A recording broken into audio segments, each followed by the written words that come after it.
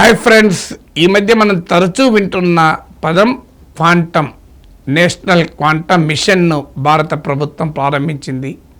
Quantum కంప్యూటింగ్లో Google లాంటి కంపెనీలు భారీగా ఇన్వెస్ట్ చేస్తున్నాయి. ఆంధ్రప్రదేశ్ ముఖ్యమంత్రి చంద్రబాబు నాయుడు అమరావతిని క్వాంటమ్ వ్యాలీగా అభివృద్ధి చేస్తాను అని అంటున్నారు. అసలు క్వాంటమ్ వ్యాలీ అంటే ఏంటి? క్వాంటమ్ సైన్స్ అంటే ఏంటి? క్వాంటమ్ కంప్యూటింగ్ ఏంటి? క్వాంటమ్ కంప్యూటింగ్కు క్లాసికల్ కంప్యూటింగ్ ఉన్న తేడా ఏంటి? అసలు వీటి అప్లికేషన్స్ ఏంటి?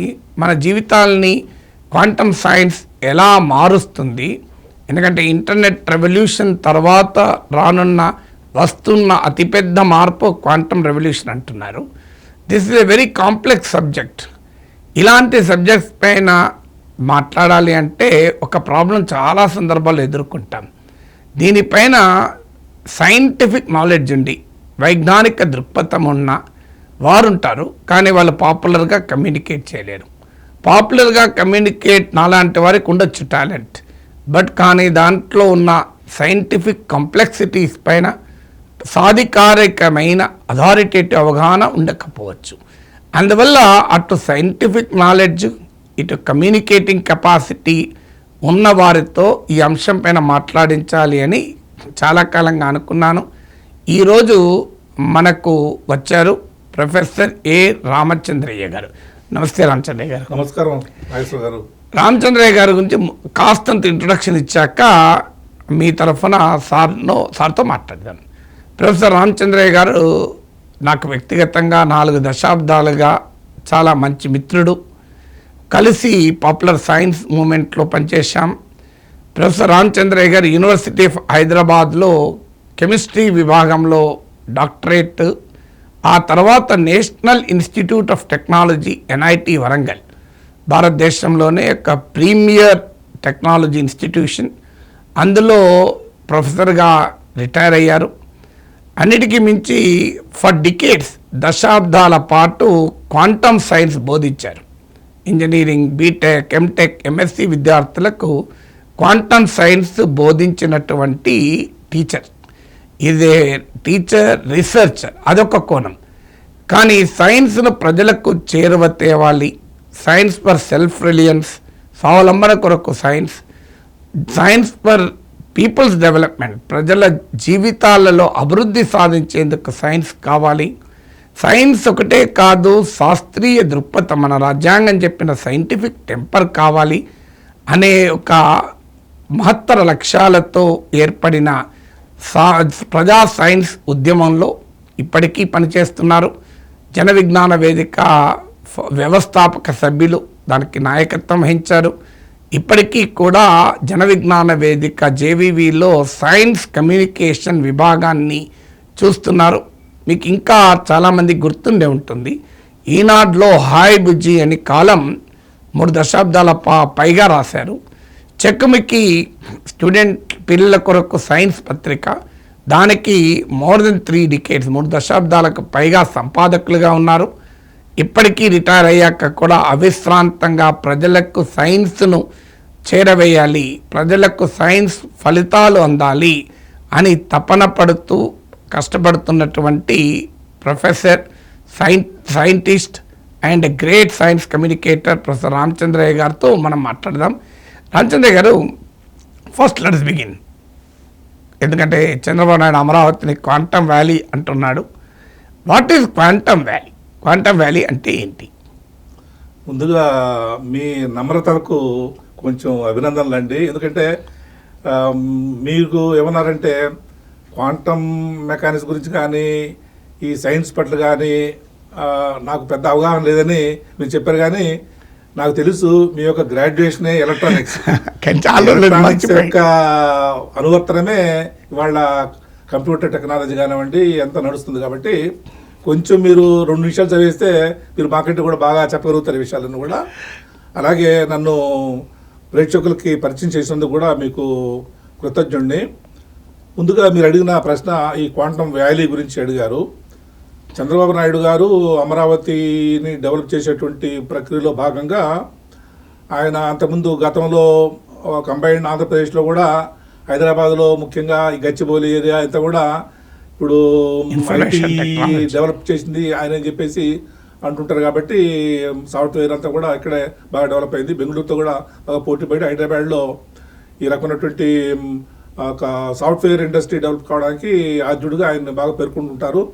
ఆ మధ్య మీరు కూడా ఒకసారి జోక్ కూడా వేశారు, మీ యూట్యూబ్లో చూశాను నేను. నాగేశ్వర గారు, మీరు ఎప్పుడైనా సరే కంప్యూటర్ గురించి చెప్పినప్పుడు నాకు మీరు రాయల్టీ ఇవ్వాలండి, ఎందుకంటే ఇక్కడ నేను హైదరాబాద్లో వాస్తవం ఏంటంటే మా వాడి మ్యారేజ్ కార్డు ఇవ్వడానికి వెళ్ళాను. వెళ్తే మీ వాడు ఎక్కడ పని చేస్తున్నాడు అంటే US లో గూగుల్లో చేస్తున్నాడంటే మీరు నాకు రాయల్టీ ఇవ్వాలని నవ్వుతూ అన్నారు. ఓకే, అట్లా ఇప్పుడు ఈ సాఫ్ట్వేర్ ఇండస్ట్రీకి పేరు పొందినటువంటి చంద్రబాబు నాయుడు గారు ఇప్పుడు ఆంధ్రప్రదేశ్ రాష్ట్రానికి ముఖ్యమంత్రి ఉన్నారు. కాబట్టి అక్కడ క్యాపిటల్గా అమరావతి వస్తున్నటువంటి సందర్భంగా అక్కడ కూడా ఈ రకమైనటువంటి ఐటీ టెక్నాలజీని బాగా అభివృద్ధి చెందేటువంటి ప్రక్రియలో భాగంగా ఆయన క్వాంటమ్ వ్యాలీ అనేటువంటి పదాన్ని వాడడం మొదలుపెట్టాడు. బహుశా ఫస్ట్ టైము నేను కూడా నెట్లో చూశాను, ఈ క్వాంటమ్ వ్యాలీ అనే పదాన్ని always attach to Chandrababu Naidu and also Amaravati. అంటే సిలికాన్ వ్యాలీ ఉంది మనకు, అమెరికాలో ఐటీ రంగం ఉన్న ప్రాంతాన్ని కంపెనీలు, టాప్ కంపెనీలు ఉన్న ప్రాంతాన్ని సిలికాన్ వ్యాలీ అంటాం కనుక క్వాంటమ్ వ్యాలీ అనేది బహుశా పదం అక్కడి నుంచి వచ్చి ఉండాలి. ఎస్ ఎగ్జాక్ట్, అదే ప్రస్తావన చేయబోతున్నాను.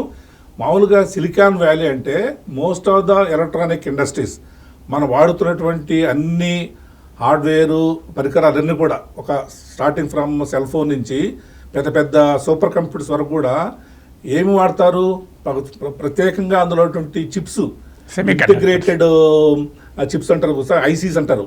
ఇంటిగ్రేటెడ్ చిప్స్ లేకుండా ఏ కంప్యూటర్ పనిచేయదు. అంటే హార్డ్వేర్ అనేటువంటిది మన బాడీ అండ్ మెదడు అనుకుంటే, ఆలోచన అనేటువంటిది సాఫ్ట్వేర్ కదా. కాబట్టి ఈ హార్డ్వేర్కి ప్రధానమైనటువంటి రా మెటీరియల్ ఏంటంటే సిలికాన్ అనేటువంటి ఒకనొక మూలకం. అది అటు లోహం కాదు, అటు అలోహం కాదు, అది కార్బన్ యొక్క గ్రూపులో ఉన్నటువంటి ఒకనొక. ఇప్పుడు ఇసుకను కూడా సిలికా అంటారు కదా. ఇసుకను సిలికాన్ డయాక్సైడ్ అంటారు సార్. అంటే సిలికాను తర్వాత ఆక్సిజన్ కలిసినటువంటి ఒక సంయోగ పదార్థం అది ఇసుక. అదే ఒక కాంపౌండ్, నాట్ ఎలిమెంట్ అంటే మూలకం. ఇప్పుడు పదాలు అనేటువంటి కాంపౌండ్ అనుకుంటే అక్షరాలు మూలకాలు అంటే అన్నట్టు. అలా మనం ఆక్సిజన్ ఒక మూలకం, హైడ్రోజన్ ఒక ఎలిమెంట్, రెండు కలిపితే మనకు నీళ్లు, వాటర్ వచ్చేది. అట్లాగే కరెక్ట్ చెప్పారు. ఆ రకంగా సిలికాన్ డయాక్సైడ్ అనేది ఇసుక. ఆ ఇసుక నుంచే మన సిలికాన్ తయారు చేస్తారండి. ఇప్పుడు దానిలోకి కార్బన్ పంపించాను కూడా, కార్బన్ పొడిని అంటే చాలా బొగ్గు పొడిని చాలా ఫైన్ పౌడర్గా చేసి ఈ సిలికాన్ డయాక్సైడ్ మీద పంపించినట్లయితే వేడిగా, అప్పుడు ఆక్సిజన్ వెళ్ళిపోయి ఆ సిలికాన్ మిగులుతుంది. Carbon makes friendship with oxygen, takes away oxygen from silicon dioxide. అప్పుడు మీకేమవుతుంది, కార్బన్ డయాక్సైడ్ వెళ్ళిపోయి సిలికాన్ మిగులుతుంది. ఆ సిలికాన్ మూలకంలోకి మీరు కొన్ని చిన్న చిన్న మలినాలు, ఈ బోరాన్ అనేటువంటిది, జెర్మేనియం అనేటువంటిది పెట్టడం వల్ల దానికి విలక్షణాలు వస్తాయి. మన ఈ డయోడ్లు, తర్వాత సెమీ కండక్టర్స్, ఈ లక్షణాలు రావాలంటే ఆ సిలికాన్లోకి అది పెడతారు. కాబట్టి అటువంటి సిలికాను అనేది లేకుండా ఇవాళ మనం వాడుతున్నటువంటి ఐటీ టెక్నాలజీ లేదు. కాబట్టి దానికి మూలబిందువు అయినటువంటి ఇంటెల్ వాళ్ళు, తర్వాత అట్లాగే అమెరికాలో కాలిఫోర్నియా ఈ ఏరియాలో కూడా ఇక్కడ ఎక్కడైతే ఈ సిలికాన్ బాగా డెవలప్ చేసేసుకొని ఈ ఫ్యాబ్ ద్వారా చిప్స్ తయారు చేస్తున్నారో ఆ మొత్తం ప్రాంతానంతా కూడా వ్యాలీ అని, సిలికాన్ వ్యాలీ అన్నారు. మనకు సామాజికంగా కూడా వ్యాలీ అంటే నాగరికత జరిగేటువంటిది ఎక్కువ వ్యాలీలో అంటుంటారు కదా. ఇప్పుడు ఇండస్ వ్యాలీ సివిలైజేషన్ అంటారు. దాని పేరుకు సింధు నది నాగరికత అన్నా కూడా నది ఎక్కడ పారుతుంది, కొండల మధ్య పారుతుంది కాబట్టి వ్యాలీ అంటుంటారు, లోయలు అంటుంటారు. కాబట్టి సింధు లోయ నాగరికత, సిలికాన్ అక్కడ మన ఇండస్ వ్యాలీ అని ఎలాగంటారో, అంటే డెవలప్మెంట్కి ఆస్కారం ఉన్నటువంటి ప్రాంతాలన్నీ కూడా వాటిని మనం వ్యాలీస్ అనొచ్చు. ఆ రకంగా సిలికాన్కి సంబంధించినటువంటి అభివృద్ధి అక్కడ జరుగుతుంది కాబట్టి సిలికాన్ వ్యాలీ అన్నారు. ఆ పదాన్ని ఆధారం చేసుకొని చంద్రబాబు నాయుడు గారు ఇక మామూలు సాంప్రదాయ కంప్యూటర్స్ అన్నీ కూడా సిలికాన్ బేస్డ్ కంప్యూటింగ్ కాబట్టి కొత్తగా వచ్చేటువంటి కంప్యూటర్ బేస్డ్ ఈ సోకాళ్ళు క్వాంటమ్ మెకానిక్స్ బేస్డ్ కంప్యూటర్స్ వచ్చినట్లయితే దాన్ని మనం క్వాంటమ్ వ్యాలీ అనొచ్చు కదా అనే ఉద్దేశంతో ఆయన అమరావతిలో క్వాంటమ్ వ్యాలీ అనేటువంటి ప్రాజెక్టును స్థాపించారు సార్. కాబట్టి క్వాంటమ్ వ్యాలీకి మన సిలికాన్ వ్యాలీకి ఉన్నటువంటి అవినాభావ సంబంధం అది. అంటే కామన్ వ్యూవర్కు లెట్ మీ బ్రీఫ్లీ సమ్మరైజ్ మీరు చెప్పిన దాన్ని, ఎందుకంటే ఇది వెరీ కాంప్లెక్స్ సబ్జెక్ట్ కనుక మనము if you go through the process of this interview to facilitate viewer, నేను కూడా BSc ఎలక్ట్రానిక్స్ చదివేటప్పుడు మీరు అన్నట్లు సెకండ్ ఇయర్ థర్డ్ ఇయర్కి వచ్చే వరకు ఎలక్ట్రానిక్ సర్క్యూట్స్ డివైసెస్ అవన్నీ చదివాం. మొదలు ఫస్ట్ ఇయర్లో చదివింది సెమీ కండక్టర్ కెమిస్ట్రీ, అంటే ఆ కెమిస్ట్రీతో మొదలై తర్వాత ఫిజిక్స్ చదివాము. సో మీరు అన్నట్లు కంప్యూటర్ విప్లవానికి సిలికాన్ అనే ఎలిమెంట్ మూలం గనక కంప్యూటర్ ఇండస్ట్రీ వచ్చిన ప్రాంతాన్ని సిలికాన్ వ్యాలీ అన్నారు. చాలామందికి కంప్యూటర్ వ్యాలీ అనాలి న్యాయంగా అయితే, కానీ దానికి బేస్ సిలికాన్ కనుక. అలాగే క్వాంటమ్ సైన్స్ యొక్క భిన్నమైన అప్లికేషన్స్ క్వాంటమ్ అనే బేసిక్ నుంచి వస్తుంది కనుక క్వాంటమ్ వ్యాలీ అని అన్నారు అనేది కదా. అమరైట్ సార్? Correct sir. సో ఇక లెటర్ మీరు ఇందులో 2 పదాలు వాడారు. ఒకటి క్వాంటమ్ మెకానిక్స్ అని, 2 క్వాంటమ్ కంప్యూటింగ్ అని. ఈ 2 పదాల నుంచి మాట్లాడదాం. మొదలు అసలు వాట్ ఈస్ క్వాంటమ్ మెకానిక్స్? ఇప్పుడు ఏదైనా సరే మన విశ్వంలో ఎన్నో రకాలైనటువంటి ఫినామినా లేకపోతే దృగ్విషయాలు జరుగుతుంటుంటాయండి. గ్రహణాలు రావడము, లేకపోతే సూర్యుడు చాలా వెలుగుతూ ఉండడము, భూమి తిరగడము, తర్వాత ఒక జీవకణము పెరిగి పెద్దయి రావడము, వృక్షాలు కిరణజన్య సమకూరి జరపడము, ఇలాంటివి ఎన్నో. మీరు ప్యూర్ తెలుగు వాడినా చాలా మంది వ్యూవర్కి అర్థం కాకపోవచ్చు. ఆ ఫోటో కిరణజన్య సంయోగ క్రియ అంటే మర్చిపోయి ఉంటారు. ఇలాంటివి కొన్ని వేలాది రకాలైనటువంటి దృగ్విషయాలు మనము రోజువారీగా చూస్తుంటుంటాం మన విశ్వంలో కానివ్వండి, ప్రపంచంలో కానివ్వండి. అటువంటి దృగ్విషయాలని వివరించేటువంటి దాన్ని ఏమంటారు, సైన్స్ అంటాం కదా. విజ్ఞాన శాస్త్రం అంటే ఆ వివరాలు, ఆ యొక్క సంఘటనలు, ఆ యొక్క దృగ్విషయాలు వెనక ఉన్నటువంటి తార్కిక హేతు ఏమిటివి అని తెలుసుకోవడమే విజ్ఞాన శాస్త్రం. అలా విజ్ఞాన శాస్త్రం కొన్ని శతాబ్దాల తరబడి చాలామంది శాస్త్రవేత్తల యొక్క కృషి వల్ల, అలాగే సాధారణ ప్రజానీకం కూడా దానికి తోడు కావడం వల్ల విజ్ఞాన శాస్త్రం పరిడి వెళ్తూ ఈ స్థాయికి వచ్చింది. అలా వస్తున్న క్రమంలో 20వ శతాబ్దానికి మనం వెళ్తున్నట్టు క్రమంలో కొన్ని ప్రయోగాలు చేస్తే ఆ ప్రయోగాల యొక్క పరిశీలనలో ఈ సాంప్రదాయ భౌతిక శాస్త్రం, సాంప్రదాయ వైజ్ఞాన శాస్త్రం యొక్క సూత్రాల్లోకి ఇమ్మడట్లేదు. కాబట్టి అప్పటి నుంచి క్వాంటమ్ మెకానిక్స్ అనేటువంటి ఒక కొత్త శాస్త్రము వచ్చి ఈ వివరాలను కూడా దాన్ని హేతుబద్ధంగా వివరించగలిగింది. దాని పేరు క్వాంటమ్ మెకానిక్స్ అంటాం. కానీ క్వాంటమ్ మెకానిక్స్లో ఉన్నటువంటి ముఖ్యమైన విషయం ఏంటంటే, మనము ఏ కొలతలు చేసినా ఆ కొలత వేగం కావచ్చు, తర్వాత టైం కావచ్చు, లేకపోతే పొడవు కావచ్చు, వెడల్పు కావచ్చు, లేకపోతే మీరు అన్నట్టు బలం కావచ్చు, లేకపోతే శక్తి కావచ్చు, ఇలా ఎన్నో రకాలైనటువంటి కొలతలు ఉన్నటువంటి అంశాలతోనే సైన్స్ నడుస్తుంటుంది. ఇటువంటి కొలతలు ఉన్నటువంటి రాసులు ఏమంటారంటే మనము పారామీటర్స్ అంటుంటారు. ఈ పారామీటర్స్ అనేటువంటివి గతంలో శాస్త్రీయంగానో లేకపోతే సాంప్రదాయ సిద్ధంగా ఉన్నటువంటి అవగాహన ఏంటంటే, కొలత ఏమైనా కావచ్చు, ఎంతైనా కావచ్చు, పొడగ్గా ఎంతైనా మనకు ఎంత కావాలంటే అంత సాగదీయచ్చు అనేవాళ్ళు. దాన్ని ఏమంటారంటే కంటిన్యూటీ అనేవాళ్ళు. అంటే మనము అవిఘ్నంగా ఏ రకమైనటువంటి పారామీటర్ అయినా సరే, అది బలమైన శక్తి అయినా ఏదైనా సరే, దాన్ని అవిఘ్నంగా ఎంత కావాలంట ఊహించుకోవచ్చు అనేటువంటిది సాంప్రదాయ మెకానిక్స్ యొక్క పరిశీలన, అవగాహన, మూలసూత్రం. కానీ అది నిలవదు. ఏదైనా సరే ఇవాళ మనం కొలిచేటువంటి పారామీటరు రాసులు ఏవైనా సరే అవన్నీ కూడా గులకలుగా మెట్టులాగా ఉంటాయి తప్ప ఒక ర్యాంపు లాగా ఉండవు అని చెప్పేది క్వాంటమ్ మెకానిక్స్. కాబట్టి సాధారణ ప్రజానీకానికి అర్థమయ్యే బాటలు చెప్పాలంటే, ఉదాహరణ మీరు ఎనాలజీ చెప్పడంలో పేరు నాకు ఎన్ఐటీలో కూడా స్టూడెంట్ చెప్పేవారు, ఏ రామచంద్ర అంటే ఎనాలజీస్ రామచంద్రయ్య అని. అందువల్ల సామాన్యుడికి అర్థమయ్యే ఎనాలజీస్లో చెప్పగలిగితే ఇంకా బెటర్. దీనికి ఒక ఎగ్జాంపుల్ చెప్తాను చూడండి. మీరు నన్ను ఉడ్లు పట్టరండి అని అడిగారు అనుకోండి, నేను ఒక దోసుడు ఉడ్లు పట్టుకొస్తాను. అంటే దోసుడు అంటే ఒక దోసుడు ఉడ్లు పట్టుకొస్తాను. పట్టుకున్న తర్వాత అన్ని వద్దండి ఇంకా కొంచెం తక్కువ ఉడ్లు పట్టరండి అన్నాను అనుకోండి, ఇంకొంచెం తక్కువ పట్టుకొస్తాను. ఇలా అడుగుతూ వచ్చారనుకోండి, మీరు ఇంకా తక్కువ పట్టరండి వడ్లే కావాలని అడిగారు అనుకోండి, చివరికి ఏమొస్తుందండి, ఒక వడ్ల గింజ వస్తుంది. అవును, వడ్ల గింజకి తక్కువగా నేను మరి వడ్లు మీకు తీసుకురాలేను. అప్పుడు అదైతే నూకలు అయితే తప్ప వడ్లు కావు, నూకలు వేస్తే తప్ప వడ్లు కావు. కాబట్టి వడ్ల గింజతో ఆగిపోయింది కదండి. అలాగే మీరు నాకు 1 లీటర్ నీళ్ళు ఇవ్వండి అన్నారు, ఇచ్చాను. ఇంకా కొంచెం తగ్గించండి అన్నారు, తగ్గించుకుంటూ వచ్చాను. చివరికి ఎక్కడ ఆగిపోతాను, నేను నీటి అణువుతో ఆగిపోతాను. నీటి అణువు కంటే తక్కువ నీరు ఉండదు కదా. అవును. కాబట్టి అది ఎక్కడో మళ్ళీ ఆ అణువును బ్రేక్ చేస్తే మళ్ళీ అణువు break మీకు చేస్తే నీరు కాదు, మళ్ళీ అది హైడ్రోజన్ అది ఆక్సిజన్ హైడ్రోజన్ అవుతుంది, ఆక్సిజన్ అవుతుంది కదా తప్ప నీటి లక్షణాలు ఉండవు. కాదు. ఇప్పుడు అది చంద్రుని పైన అదే ప్రయత్నం చేస్తున్నారు కదా, వాటర్ను డివైడ్ చేసి హైడ్రోజన్ ఆక్సిజన్ క్రియేట్ చేసి ప్రాణవాయువును ఫ్యూయల్ను మూన్ పైన ట్రై చేయాలని కదా అదే ఆలోచన. అదే దాని జల విశ్లేషణ అనేది మన సౌరశక్తితో కానీ లేకపోతే విద్యుత్ శక్తి వాడడం ద్వారా కానివ్వండి, మీ నీటిని విచ్చిత్తి చేసి హైడ్రోజన్ ఆక్సిజన్ తీసుకొస్తే దాన్ని జల విశ్లేషణము లేకపోతే హైడ్రాలిసిస్ అంటారు. హైడ్రాలిసిస్ అంటారు. కాబట్టి క్వాంటమ్ మెకానిక్స్ మనం అర్థం చేసుకోవాల్సింది ఏంటంటే ఏదైనా సరే మనం చూసేటువంటి కొలిచేటువంటి ఏదైనా సరే ఎక్కడో చోట ఆగిపోయి అంతకంటే తక్కువగా ఇంకా మనం చేయలేము అనే ఒక సూక్ష్మ స్థాయికి వెళ్ళిన తర్వాత ఇక అక్కడి నుంచి ముందుకు పోలేదు, అంతకంటే తక్కువ స్థాయిలో మనం దీన్ని తీసుకురాలేము అనేటువంటి ఒక భావాన్ని క్వాంటమ్ మెకానిక్స్ చెప్తుంది. అంటే మీరు క్వాంటమ్ మెకానిక్స్ను ఇంకా బాగా అర్థమయ్యడానికి మరికొన్ని క్వశ్చన్ల దాకా వ్యూవర్ వెయిట్ చేయాల్సిందే.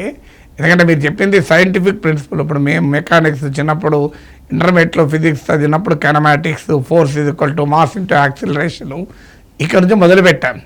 సో ఇప్పుడు క్వాంటమ్ మెకానిక్స్ గురించి మీరు చెప్పారు. సో ఇప్పుడు పాపులర్గా దాని అప్లికేషన్స్లోకి వెళ్దాం. సో క్వాంటమ్ కంప్యూటింగ్ ఇతర అప్లికేషన్లో వెళ్ళే ముందు క్వాంటమ్ కంప్యూటింగ్ ఇది మోస్ట్ టాక్డ్ అబౌట్. సో సాధారణంగా మాలాంటి వాళ్ళు చదువుతున్నప్పుడు అర్థమవుతుంది ఏంటంటే ఇప్పుడు వాడుతున్న కంప్యూటర్ల శక్తి సామర్థ్యాల కన్నా అనేక రేట్లు అసలు ఊహాజనితమైన స్థాయిని దాటి క్వాంటమ్ కంప్యూటర్స్ పనిచేస్తాయి. ఇప్పుడు కంప్యూటర్లు, సూపర్ కంప్యూటర్లు ఒకప్పుడు పెద్ద రూమ్ అంతా మా అన్న ఇంజనీరింగ్ చదివినప్పుడు 78లో నేను ఇంజనీరింగ్ కాలేజ్ పోతే ఒక పెద్ద రూమ్ అంతా ఉండేది కంప్యూటరు. సో ఆ దశ నుంచి it has come to personal computer was a big revolution. ఇప్పుడు ఇక మీకు రోజు రోజుకు మీనియేచరైజేషన్ అనేది ఒక సైన్స్ యొక్క కొత్త లక్షణం అయిపోయింది, ఇంకా చిన్నదిగా మారిపోతుంది. సో ఈ క్రమంలో క్వాంటమ్ కంప్యూటింగ్ అంటే ఏంటి, క్వాంటమ్ కంప్యూటింగ్కు క్లాసికల్ కంప్యూటింగ్ లేదా కన్వెన్షనల్ కంప్యూటింగ్ ఇప్పుడు మనం రోజు వాడుతున్న కంప్యూటర్ సైన్స్కు తేడా ఏంటి, అవి ఆర్ ది డిఫరెంట్? మంచి ప్రశ్న అడిగారు నాగేశ్వర గారు.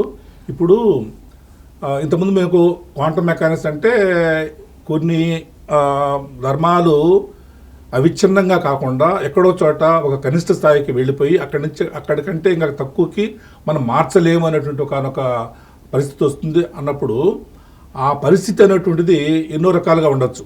ఉదాహరణకి మీరు ఒక కాయిన్ ఉందండి, కాయిన్ ఎగరేసి టాస్ చేశారు, పడితే బొమ్మన పడుతుంది లేకపోతే బొరుసన పడుతుంది, రెండు కలిసి పడవు. అలాగే మీరు మనకెన్నో వ్యతిరేక రాజులు చాలా పైన కింద అంటుంటాము, ఎడమ కుడి అంటుంటాము, అటు ఇటు అంటుంటాము. ఇలా కొన్ని రకాలైనటువంటి ధర్మాలు రాసులు రెండు రూపాల్లో ఉండొచ్చు. ఉదాహరణకి మీరు అప్ డౌన్ అన్నారు, అదొకటే. కానీ కన్వెన్షనల్ కంప్యూటింగ్లో కూడా ఈ మన హార్డ్వేర్ అంతా కూడా ఎట్లా అర్థం చేసుకుంటుంది, ఆ హార్డ్వేర్ లోపల ఉన్నదంతా కూడా సర్క్యూటరీ, ఎలక్ట్రానిక్ సర్క్యూటరీ ఉంటుంది. ఆ ఎలక్ట్రానిక్ సర్క్యూట్ లోపలికి మీరు కరెంటును పంపించేటువంటి విధానాన్ని బట్టి అవన్నీ కూడా పనిచేస్తున్నాయి. ఆ కరెంట్ ఎలా పంపిస్తున్నారా పంపించరా, పంపించారనుకుంటే దాన్ని ఆన్ అంటాము, పంపించకపోతే ఆఫ్ అంటాం. ఈ ఆన్ ఆఫ్ మాత్రమే దానికి తెలుసు. మనం విజ్ఞానవంతులు కాబట్టి మనం తెలుగు భాషను రకరకాల 56 విషయాలతో భాషను నిర్మించుకున్నాము. అలాగే ఆంగ్లేయులు అయితే ఇంగ్లీష్ భాష అయితే మీరు 26 లెటర్స్తో మీరు పదాలను సృష్టించుకొని ఆ కోడ్ను అర్థం చేసుకొని ఆ స్పెల్లింగ్ చూసేసి మీరు భావాన్ని అర్థం చేసుకున్నారు.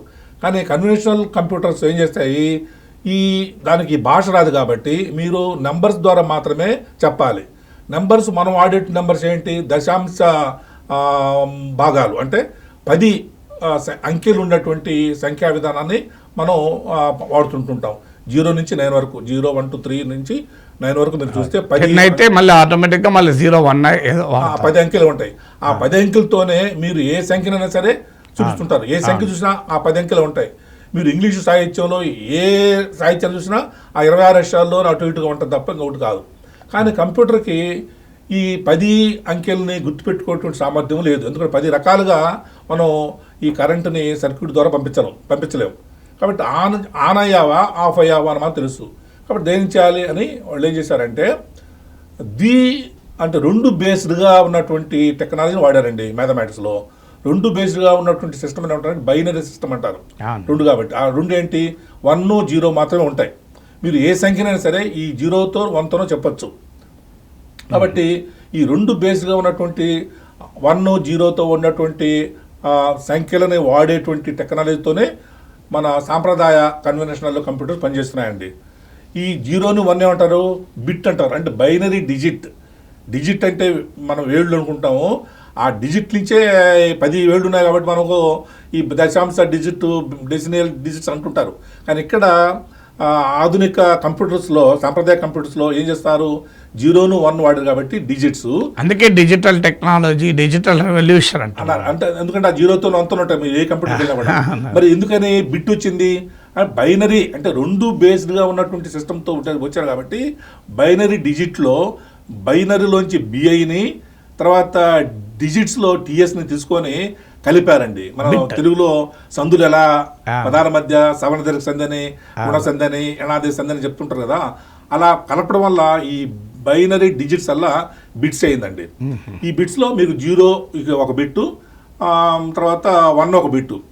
ఇలాంటి 0లు 1లు ఒక పదంలాగా 8 పదాలుగా 8 వచ్చాయనుకోండి, 8 0లు 8 1లు అంటే వాటి పర్మిటేషన్స్ అండ్ కాంబినేషన్స్తో మీకు 256 రకాలుగా మీరు వీటిని ఆ రెండింటిని పెట్టవచ్చు. 8 స్పెల్లింగ్ అనుకుంటే ఆ 8 స్పెల్లింగ్లో మీరు ఈ 2ని 0ని 1ని ఎన్ని రకాలుగా పేర్చవచ్చు అంటే 2 to the power of 8 అండి. 2 to the power of 8 అంటే అర్థం ఏంటంటే 256 రకాలుగా చేయొచ్చు. కాబట్టి ఈ 256లోకి మన తెలుగు అక్షరాలు, మన ఇంగ్లీష్ అక్షరాలను పరిచారు. ఏ అంటే ఇది, బి అంటే ఇది అని మార్చేశారు.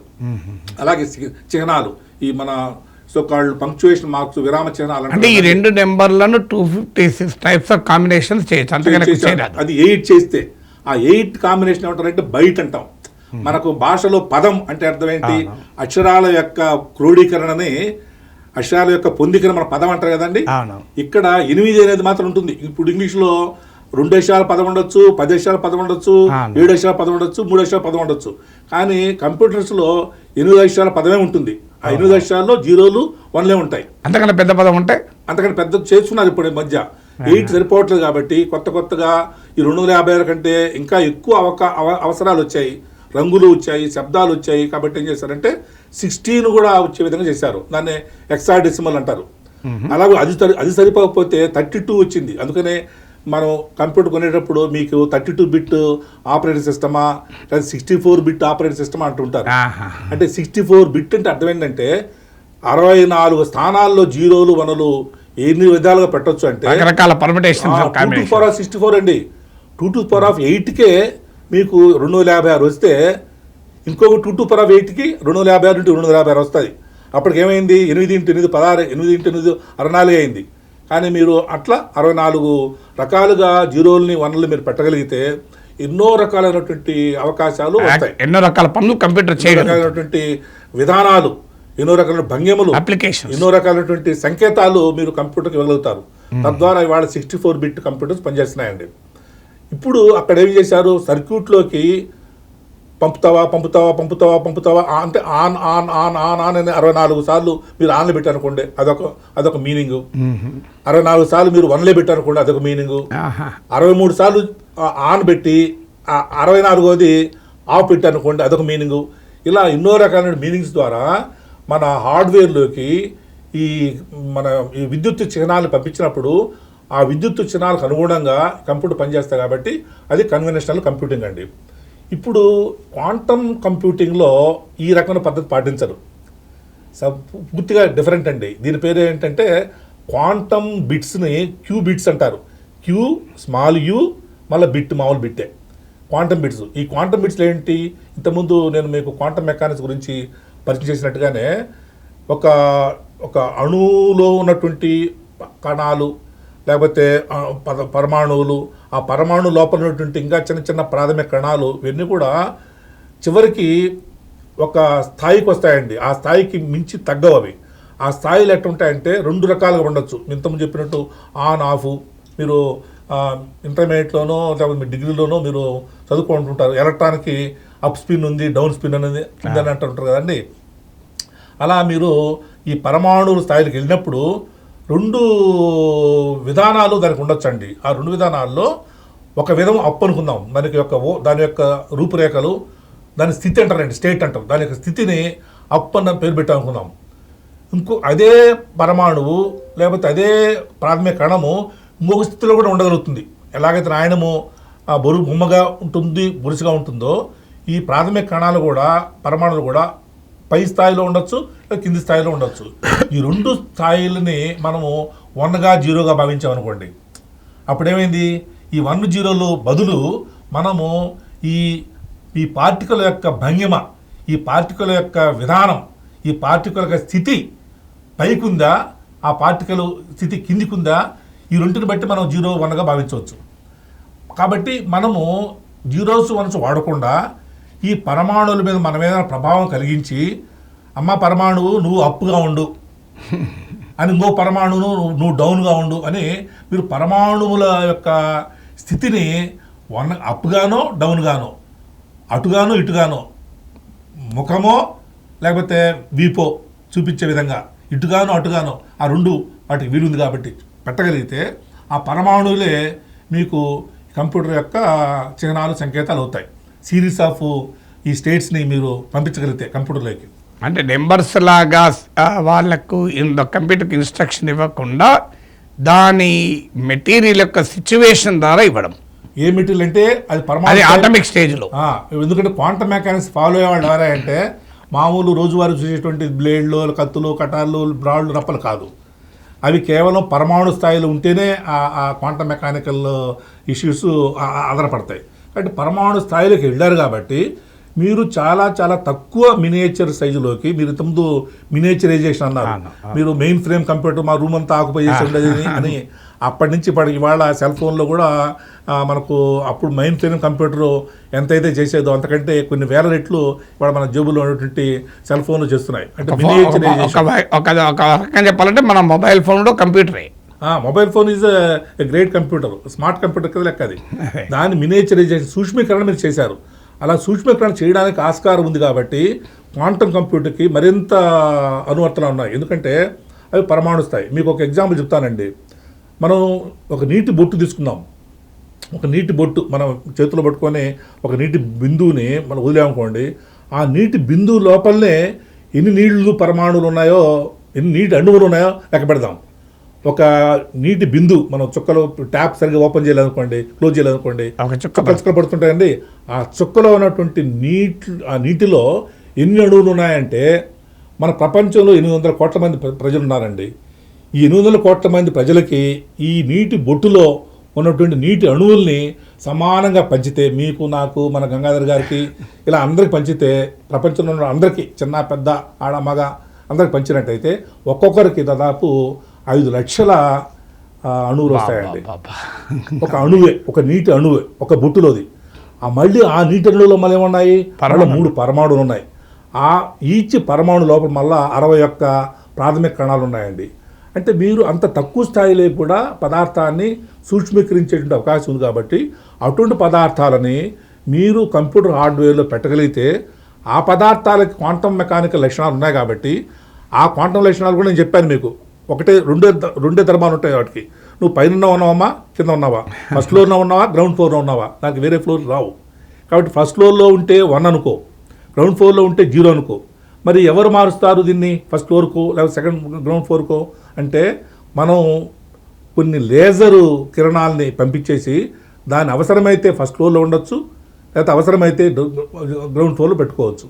అలా పరమాణుల మీద లేజరు పల్సెస్, లేజర్ యొక్క ఈ పల్సెస్ అంటే ఏమంటారు, ఫ్లాషెస్, ఈ లేజర్ ఫ్లాషెస్తో వాటిని మార్చడం ద్వారా ఆ మార్చే క్రమంలో అవి కొన్ని కిరణాలను వెదజల్లుతాయి. ఆ కిరణాలు పట్టుకున్నట్టయితే మీరు quantum mechanics has been convert into మీకు కంప్యూటర్లోకి వచ్చినట్టు లెక్క. కాబట్టి ఈ బిట్టుని, ఈ పరమాణు యొక్క స్థితిని క్వాంటమ్ బిట్ అంటారు, క్యూబిట్ అంటారు.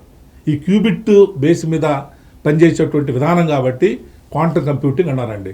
అంటే మీకు ఇప్పుడు నాకు మీరు చెప్తుంటే అర్థమవుతున్నది, నేను వేరొకరికి చెప్తున్నాను, తప్పుంటే మీరు దయచేసి నన్ను సరిచేయండి.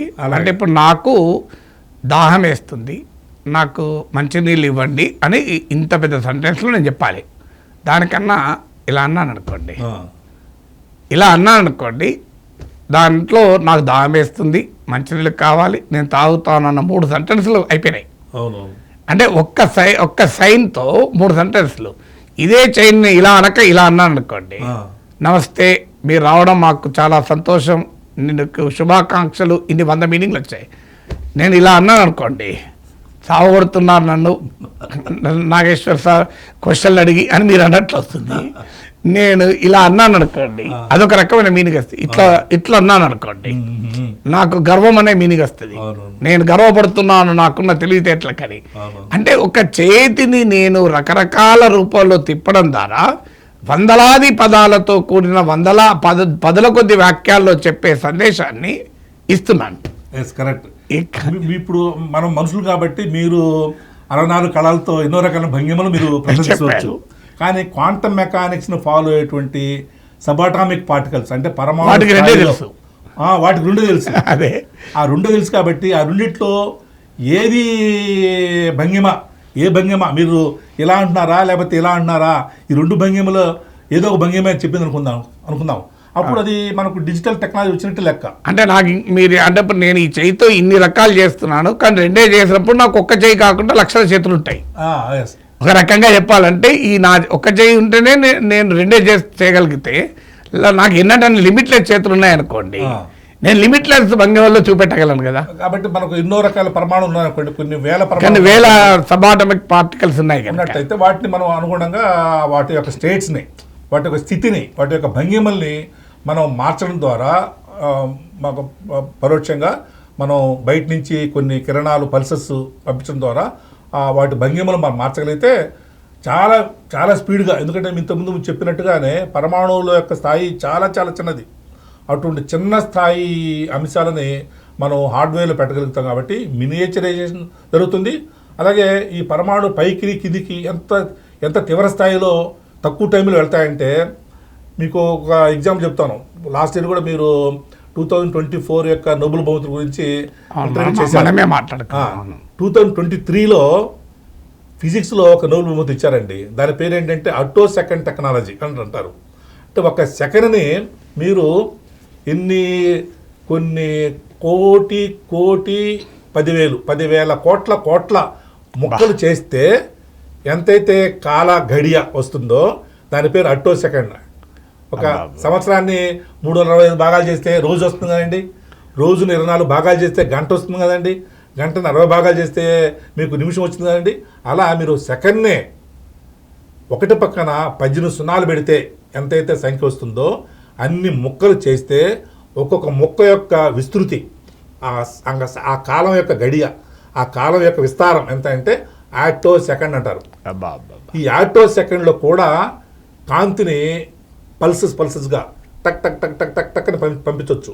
ఇప్పుడు మీరు ఈ అట్టో సెకండ్ ఫ్రీక్వెన్సీలో ఒక పరమాణు ఉందండి, అది గ్రౌండ్ స్టేట్లో ఉంది, దాన్ని కొట్టేసారు అనుకోండి ఈ అట్టో సెకండ్లో, అంటే ఒక అట్టో సెకండ్లోనే అది మళ్ళీ పైకి వెళ్ళిపోతుంది, 1 అయిపోతుంది. మళ్ళీ ఈ పల్స్ తీసేస్తే మళ్ళీ 0కి వస్తుంది.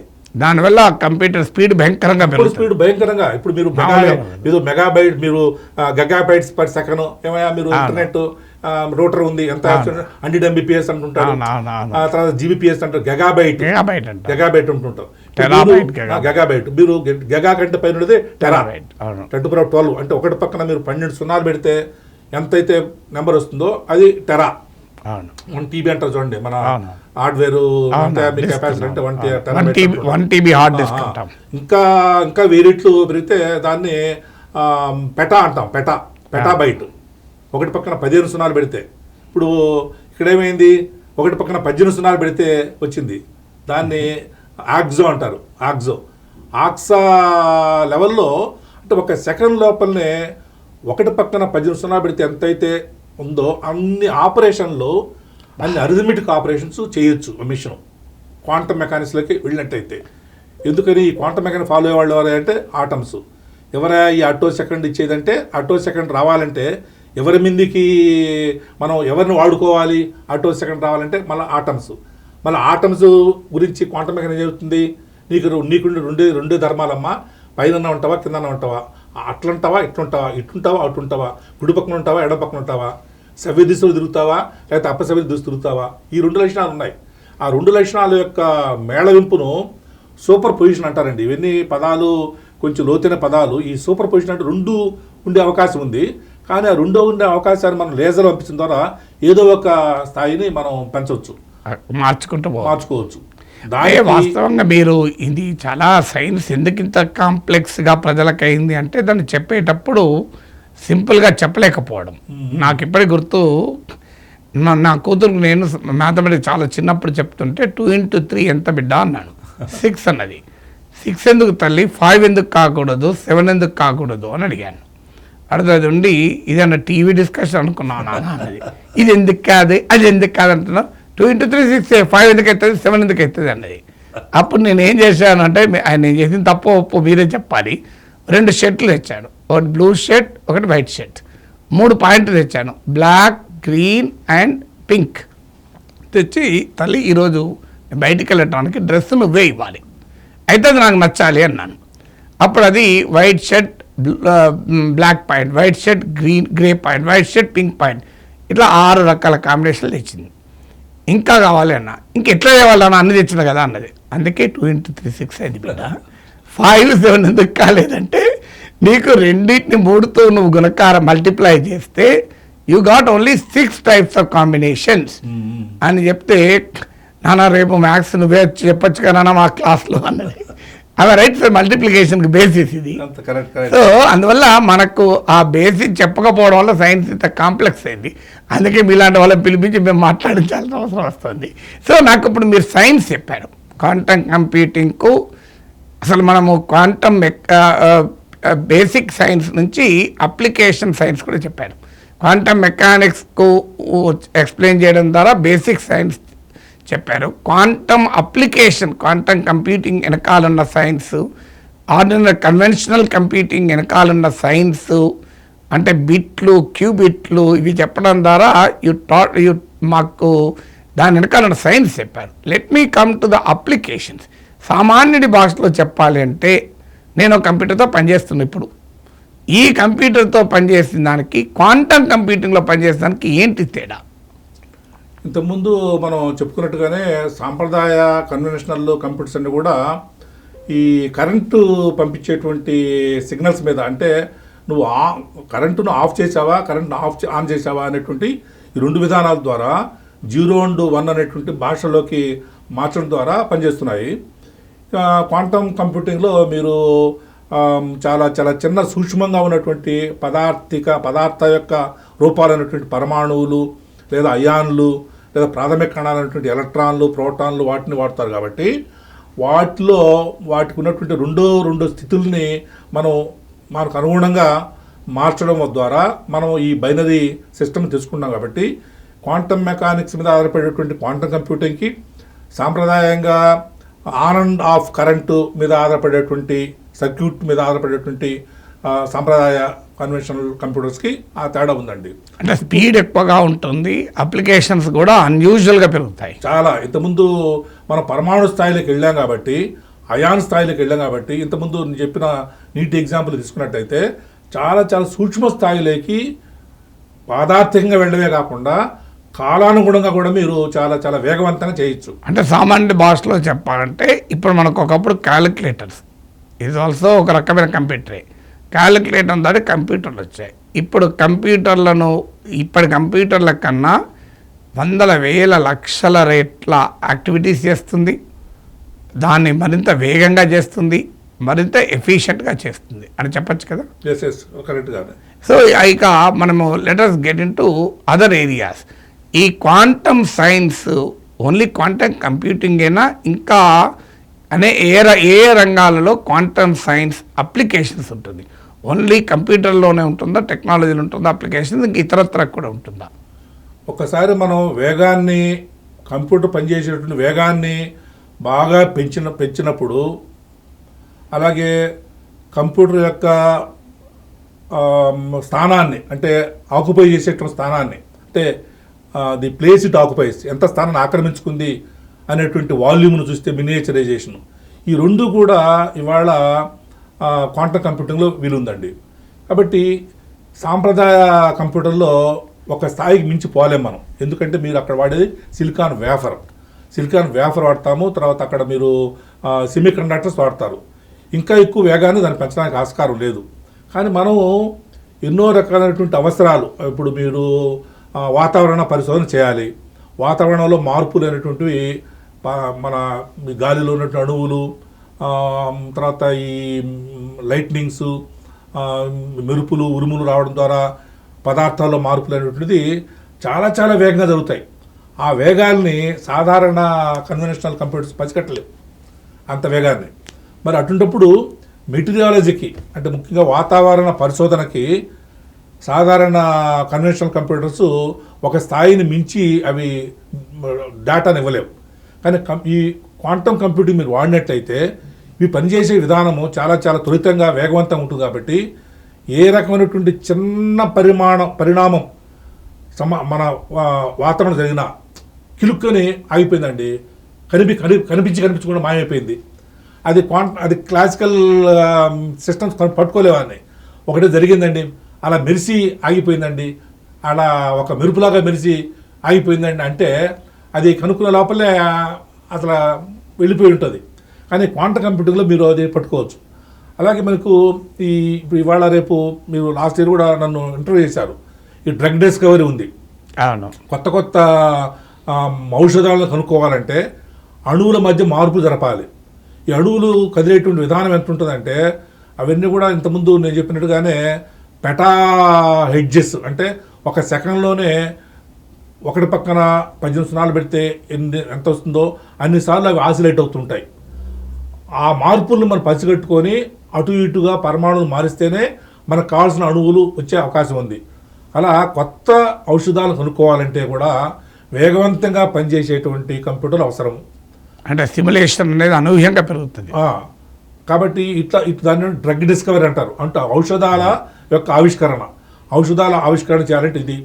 అలాగే కొన్ని మీకు క్రిప్టోగ్రఫీ ఉందండి. అంటే రహస్యాలని దాచి ఉంచడం. ఒక రకమైనటువంటి ఉదాహరణకి మనకు మిలిటరీ సీక్రెట్స్ ఉన్నాయి. ఆ మిలిటరీ సీక్రెట్స్ని మీరు చాలా రహస్యంగా దాచి ఉంచాలంటే ఎవరికి, ముఖ్యంగా ఈ వైరస్లు తయారు చేసే వాళ్ళకు కానివ్వండి, అలాగే విదేశీ శక్తులకు కానివ్వండి, అవి అందుబట్టకుండా ఉండాలంటే ఆ క్రిప్టోగ్రఫీ అనేటువంటిది చాలా చాలా సూక్ష్మ స్థాయిలోకి వెళ్ళాలి. అటువంటి క్రిప్టోగ్రఫీని దాన్ని ఎన్క్రిప్షన్ ఉంటాం కదండి, ఎన్క్రిప్షన్ని సాధారణ కంప్యూటర్ కొంతవరకు చేయగలుగుతాయి. అందుకని మనకు ఇప్పుడు యాంటీవైరస్ సాఫ్ట్వేర్ అయినా సరే, అలాగే మన ఆపరేటింగ్ సిస్టమ్స్లో డిఫెండర్స్ అని ఉంటుంటారు. విండోస్ డిఫెండర్స్ అని, విండోస్ ఫైర్ వాల్స్ ఉంటుంటాయి కదండి. ఆ ఫైర్ వాల్ కూడా బ్రేక్ చేసుకొని చాలా మంది మన వీళ్ళు హ్యాకర్స్ ముందుకు పోవచ్చు. కాబట్టి హ్యాకర్స్ కూడా ఏం వాడతారు? హ్యాకర్స్ సాధారణ కంప్యూటర్ టెక్నాలజీ వాడతారు. అంటే సాధారణ కంప్యూటర్ టెక్నాలజీ వాడేటువంటి హ్యాకర్స్ కూడా అందనంత వేగంగా, అందనంత తక్కువ స్థాయిలోకి మీరు మినియేచరైజేషన్ చేయగలిగితే అప్పుడు మీరు హ్యాకర్స్ యొక్క దాడి నుంచి మీరు రక్షించబడతారు. కాబట్టి అటువంటి తక్కువ కాలంలో ఎక్కువ వేగవంతంగా జరిగేటువంటి కంప్యూటింగ్ క్వాంటమ్ కంప్యూటింగ్. కాబట్టి క్వాంటమ్ కంప్యూటింగ్ ద్వారా ఎన్క్రిప్షన్ అనేటువంటి మరింత సమర్థవంతంగా జరుగుతుంది అనేటువంటి ఇంకోటి ఉంది. అలా మిలిటరీలు కానివ్వండి, అలాగే అట్మాస్ఫియర్ సైన్స్ కానివ్వండి, సెక్యూర్ కమ్యూనికేషన్, ఇవన్నీ కూడా అప్లికేషన్స్ అండి. అంటే మీరు ఈ క్వాంటమ్ సైన్స్ను ఆర్టిఫిషియల్ ఇంటెలిజెన్స్తో కూడా కలిపితే ఇంకా అద్భుతమైన ఫలితాలు వస్తాయని అంటున్నారు, నిజమేనా? Yes, correct. ఎందుకంటే ఇప్పుడు ఆధునికంగా ఇప్పుడు వస్తున్నటువంటి బజింగ్ వర్డ్ ఆర్టిఫిషియల్ ఇంటెలిజెన్స్, లేకపోతే మీరు కృత్రిమ మేధ అంటుంటారు కదండి. ఇప్పుడు ఈ కృత్రిమ మేధని మీరు సాధారణ కంప్యూటర్స్తో, కన్వెన్షనల్ కంప్యూటర్స్తో బ్లెండ్ చేసి, మమేకం చేసి, సంధానం చేసి వాడడం కంటే క్వాంటమ్ కంప్యూటింగ్తో మీరు సంధానం చేయగలిగితే మరింత వేగవంతంగా మీకు ఈ రోబోస్ పనిచేయడం కానివ్వండి, సమాధానం రావడం కానివ్వండి వీలవుతుంది. కాబట్టి ఆర్టిఫిషియల్ ఇంటెలిజెన్స్ యొక్క ఆ ఇంటెలిజెన్స్ ఆ యొక్క మేధోశక్తి యొక్క పరిపక్వత మరింత పెరిగే అవకాశం ఉంది క్వాంటం కంప్యూటింగ్ ద్వారా. అంటే చాలా హై స్పీడ్ కార్ ఉంటేనే సరిపోదు, దాన్ని బాగా నడపగలిగే డ్రైవర్ కూడా ఉండాలి. హై స్పీడ్ కార్ కు హైలీ స్కిల్డ్ డ్రైవర్ తోడైనట్లు. ఆ డ్రైవరే ఏ అనుకోండి, high skilled driver is high speed car is quantum computing. అందుకని మీరు ఫస్ట్ లో మీరు ఒక పదం వాడారు, అది కరెక్ట్ గానే నేషనల్ క్వాంటమ్ మిషన్ అని వాడారు. ఆ నేషనల్ క్వాంటమ్ మిషన్ లో కూడా వాళ్ళు ఏమయ్యారు అని QPI ఇండస్ అని వాడుతూ ఆ QPI AI -ఇండస్ అంటే QPI అంటే క్వాంటమ్ పవర్ ఎనేబుల్డ్ ఇండియా అని మళ్ళా AI వాడారు, ఆర్టిఫిషియల్ ఇంటెలిజెన్స్ వాడారు. అంటే క్వాంటమ్ పవర్తో ఎంబెడ్ అయినటువంటి ఏఐని భారతదేశానికి అందించాలని చెప్పేసి QPI AI -ఇండస్ అనే పేరుతో 2023లో మన రక్షణ శాఖ మంత్రి రాజ్నాథ్ సింగ్ గారు దాన్ని ఓపెన్ చేశారు. అలాగే first quantum enabled science and technology, quantum enabled science and టెక్నాలజీని ఆ క్వాంటమ్ ఎనేబుల్డ్లో QUE అండి. QU క్వాంటమ్ నుంచి 2 పదాలు తీసుకున్నాడు, 2 అక్షరాలు తీసుకున్నాడు కాబట్టి పెద్ద Q చిన్న U. ఎనేబుల్డ్ సైన్స్ అండ్ టెక్నాలజీలో SEST పెట్టుకుంటే ఫస్ట్ అయింది కదా. ఈ క్వెస్ట్ అనే పేరుతో మనకి ఇది హైదరాబాద్లో నగరం ఉన్నటువంటి హైదరాబాద్ IIITలో ఒక సదస్సు జరిగింది. అక్కడ ఈ క్వెస్ట్ పేరుతో ఈ క్వాంటమ్ ఎనేబుల్డ్ సైన్స్ అండ్ టెక్నాలజీకి ఒక దానికి భూమిక ఏర్పడిందండి. దాదాపు 53 దేశాల నుంచి ప్రతినిధులు వచ్చి పాల్గొని రాబోయేటువంటి రోజుల్లో ఈ క్వాంటమ్ కంప్యూటింగ్ ఉన్నటువంటి అవకాశాలు, అలాగే అనువర్తనాలు, అప్లికేషన్స్, దాని మీద పరిశోధనలు, పేపర్ ప్రజెంటేషన్ జరిగినాయి. అంటే ఇప్పుడు ఏఐ కుకింగ్ కూడా వచ్చేసింది కదా, ఏఐ వంట పాత్రలు వస్తున్నాయి, ఏఐని కుకింగ్ పాత్రలతో లింక్ చేశారు. దాంతో ఇప్పుడు మీకు దాంట్లో డిఫరెంట్ బాక్సెస్లో ఒక చోట కూరగాయలు, ఒక చోట ఆయిల్, ఒక చోట ఉప్పు, కారము, ఇంకా ఇంగ్రీడియంట్స్ అన్నీ వేసి రెసిపీని ఫీడ్ చేస్తామనుకోండి, నాకు ఫ్రై కావాలి, లేదు నాకు ఇలా సాంబార్ లాగా కావాలి, లేదు ఇలా కొంత లిక్విడ్ లాగా సెమీ సాలిడ్ కావాలి, నువ్వు లేదంటే ఇంకో రకం కావాలంటే అదే వండి పెడుతుంది. ఇది కేది కావాలి. ఇప్పుడు మీరు ఒకసారి మీరు ప్రోగ్రామింగ్లో స్టెప్స్ ఇచ్చిన తర్వాత రిసైప్ అంటారు కదండి, ఏది ముందు వేయాలి, ఏది వెనకలు ఉండేది ఒకటి ఉంటుంది వంట పాత్రలో. మనం పప్పు చారు చేయాలనుకోండి, ముందే దాని మసాలా వేసేసి ఆ తర్వాత మిగతా చేసుకోం కదా. ముందు చింతపండు నానేసుకోవాలి, ఒక ప్రొసీజర్ ఉంటుంది కదండి. ఆ ప్రొసీజర్ ప్రకారంగా చేసేదే ప్రోగ్రామింగ్. మీరు ఏం చేస్తారు, ప్రోగ్రామింగ్ అంతా కూడా క్వాంటమ్ బిట్స్ ద్వారా, క్యూబిట్స్ ద్వారా వచ్చింది కాబట్టి ఆ క్యూబిట్స్ కూడా చాలా వేగవంతంగా వస్తుంటాయి. కాబట్టి మొత్తం ప్రపంచం అంతా కూడా క్యూబిట్ ఆధారంగా, క్వాంటమ్ కంప్యూటింగ్ ఆధారంగానే కంప్యూటర్స్ ఉన్నాయనుకుందాం. అప్పుడు ఏమవుతాయి, ఆర్టిఫిషియల్ ఇంటెలిజెన్స్ జరిగేది ఏంటి, ఆర్టిఫిషియల్ ఇంటెలిజెన్స్ ఏం చేస్తారంటే, ఉదాహరణ మా ఇంట్లో ఒక కంప్యూటర్ ఉంది, ఆ కంప్యూటర్లో మీరు అన్నట్టు మన ఈ క్వాంటమ్ ఏఐని ఏదో చాట్ జీపీటీ పెట్టారండి. ఈ జీపీటీ ఏం చేస్తుంది, చాలా వేగవంతంగా తనకున్నట్టు ఆ కంప్యూటర్ ఉన్నటువంటి సాఫ్ట్వేర్లోను హార్డ్వేర్లో ఉన్నటువంటి వేగాన్ని బట్టి, అలాగే మా ఇంట్లో ఉన్నటువంటి ఇంటర్నెట్ యొక్క స్పీడ్ని బట్టి అది ప్రపంచంలో ఉన్నటువంటి కంప్యూటర్లోంచి సమాచారం సేకరించుకుంటుంది. ఒక కంప్యూటర్లో కెమిస్ట్రీ ఉండొచ్చు, ఇంకో కంప్యూటర్లో మెషిన్ ఉండొచ్చు, ఇంకో కంప్యూటర్లో రోబోటిక్స్ ఉండొచ్చు. ఈ రోబోటిక్స్, ఈ యొక్క కెమిస్ట్రీని అంతా వాడుకొని ఇలా మీరు కలిపినట్టయితే మీకు కావాల్సినటువంటి ఒకనొక అలాయో, ఈ కావాల్సినటువంటి ఒకనొక సామగ్రో ఏర్పడుతుందని చెప్తుంది. ఉదాహరణకి మీరు ప్రపంచంలో అన్ని కంప్యూటర్ ఆగిపోయినా అనుకుందాం, మా ఇంట్లోనే ఒకే కంప్యూటర్ ఆన్లో ఉంది, then there is no AI. ఎందుకంటే సమాచారం ఇచ్చేవాళ్ళు లేరు. ఎలా ఉంటుందంటే, మీలాంటి వాళ్ళు ఒక 100 మంది అనుకోండి సార్, నా చుట్టుపక్కల నాకు ఏదో డౌట్ వచ్చింది, నేను ఏఐ అనేటువంటి టెక్నాలజీని నేనేం చేస్తాను, నాగేశ్వరరావు గారు నాకు ఈ విషయం కూడా చెప్పండి అంటాను. ఆ విషయం నాకు అర్థమైంది. రెండో నాగేశ్వరరావు గారు ఇంకొక విషయం చెప్తాను. నాకు ఇవన్నీ మేళవించుకొని నేను ఒక గొప్పతనాన్ని నా గొప్పతనంగా చెప్పుకుంటుంటాను. కాబట్టి ఇది ఏఐ. ఇప్పుడు ఏమైంది, రకరకాల కంప్యూటర్స్ని విశ్లేషణ చేయడం ద్వారా నేను ఏఐని పనిచేస్తున్నాను. ఇప్పుడు మీరు అడిగిన ప్రశ్న, ఈ క్వాంటమ్ కంప్యూటర్ వచ్చిన తర్వాత ఏఐ అనేటువంటిది ఎలా బలపడుతుందంటే, ఈ చూసే విధానం మళ్ళీ తిరిగి నాకు సమాచారం ఇచ్చే విధానం వేగవంతంగా జరిగింది కాబట్టి చాలా త్వరితంగానే నేను మీకు సమాచారం ఇవ్వగలుగుతాను. ఇవ్వగలుగుతారు అంటే మీకు సామాన్యుడి భాషలో చెప్పాలంటే మీరు వేగంగా ప్రయాణం చేయాలి. దేని మీద ఉంటుంది? మీ కారు బాగా ఎక్కువ స్పీడ్ పోగలిగితే అది మొదటిది. 2, కారు ఎక్కువ స్పీడ్లో పోయినా డ్రైవర్ నడపలేకపోతే కలవది, అందువల్ల మంచి డ్రైవర్. ఈ 2 ఉన్నా రోడ్డు సరిగా లేదనుకోండి కలవది. 3, ఈ రోడ్డు సరిగా ఉన్నా ఆ రోడ్డుకు మధ్యలోకి వెళ్ళి ఎవడోడు వస్తున్నాడు అనుకోండి ఆగిపోతుంది. 4, కారు వేగం మంచిగా ఉంది, డ్రైవర్ పర్ఫెక్ట్గా ఉన్నాడు, రోడ్డు బాగుంది, రోడ్డు చుట్టూ ఫెన్సింగ్ ఉంది, ఎవడు రాలేడు, కానీ సడన్గా మంచు కురుస్తుంది అనుకోండి, నాకు ఎదురుగా రోడ్డు కనబడదు, ఎక్కడికి పోలేను, పోనీ మంచు కూడా కురవడం లేదు, బ్రహ్మాండంగా ఉంది అనుకోండి, దాంట్లో ఉన్న ఫ్యూయల్ ఎఫిషియన్సీ లేదనుకోండి అది వెంటనే స్లో అవుతుంది. పోనీ ఫ్యూయల్ కూడా ఎఫిషియన్సీ ఉందనుకో, లోపల కూర్చున్న నాకు బీపీ ఉందనుకోండి, అరే భయ్ స్పీడ్ తగ్గించోట. అంటే ఒక స్పీడుగా వెళ్ళాలి ప్రయాణం అనేది ఇన్ని ఫ్యాక్టర్స్ పైన ఆధారపడి ఉంటుంది కనుక ఈ ఫ్యాక్టర్స్ యొక్క కన్వర్జెన్స్ని బట్టి స్పీడ్ డిసైడ్ చేస్తుంది కనుక మీరు అన్నట్లు క్వాంటమ్ కంప్యూటింగ్ ఒక హార్డ్వేర్ సామర్థ్యాన్ని గణనీయంగా పెంచుతుంది, ఆర్టిఫిషియల్ ఇంటెలిజెన్స్ సాఫ్ట్వేర్ సామర్థ్యాన్ని పెంచుతుంది కనుక రెండింటి మ్యారేజ్ వల్ల ఒక అద్భుతమైన శాస్త్ర ఆవిష్కరణ జరగవచ్చు.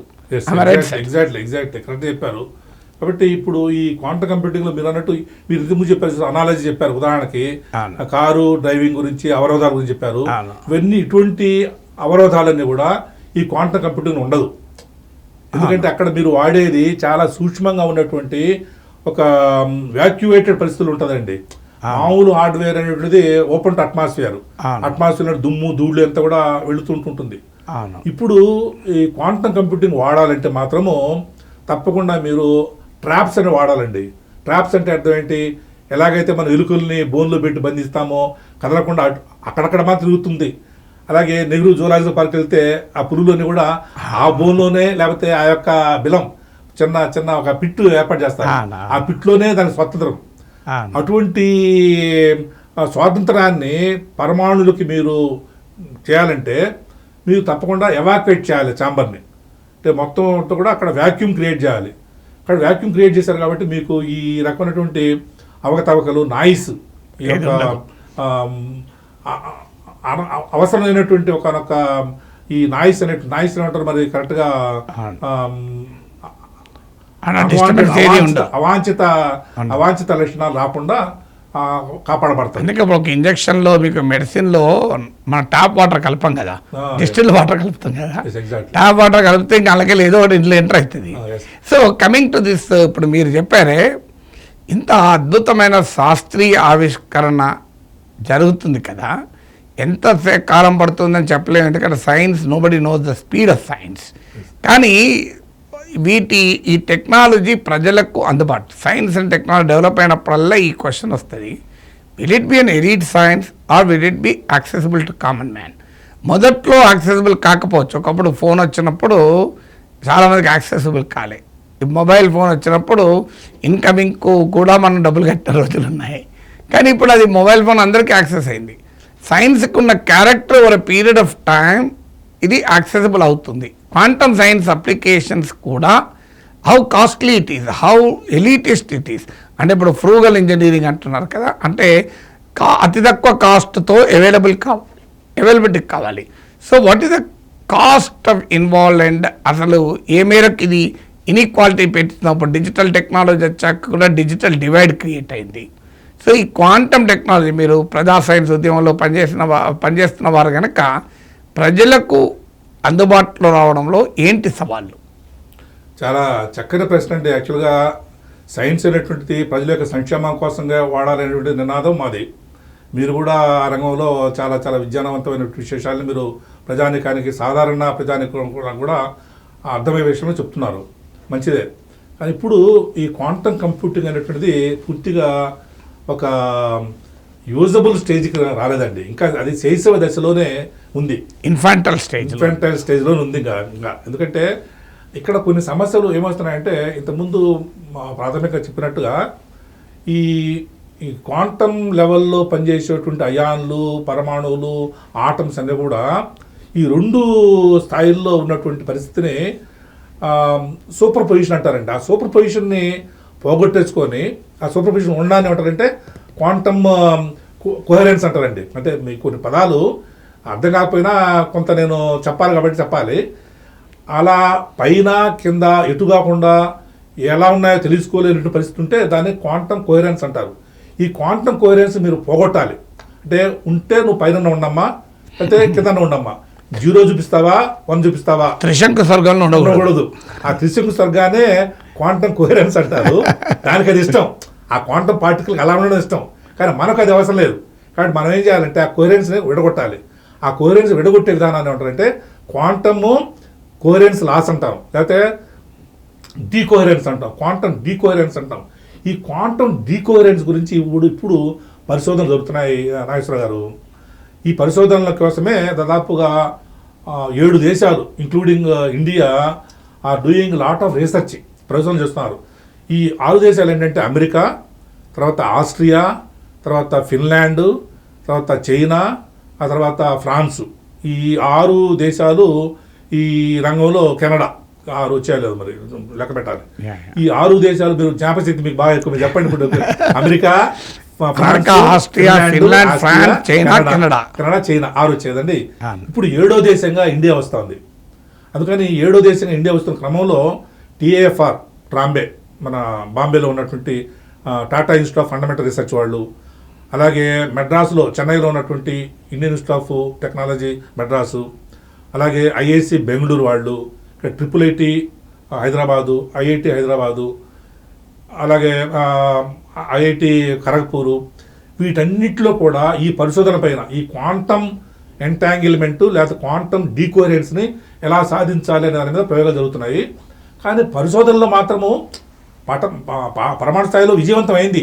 దానికి పరిశోధన పరంగా చూస్తే చేయింది. కానీ దీన్ని స్కేలప్ చేయాలంటే అంటే దాని ఏమిటంటే బ్లూ ప్రింట్ అంటే చూసారా స్టార్టప్, ఈ స్టార్టప్ స్థాయి నుంచి వినియోగ స్థాయికి జరగాలంటే ఎంత టైం పడుతుందో అనేది దేన్ని బట్టి ఆధారపడుతుందంటే ఈ ప్రయోగాలకి, ఈ పరిశోధనలకి ఎంత డబ్బు మనం ఇస్తున్నాము అనే దాని ఆధారపడుతుంది.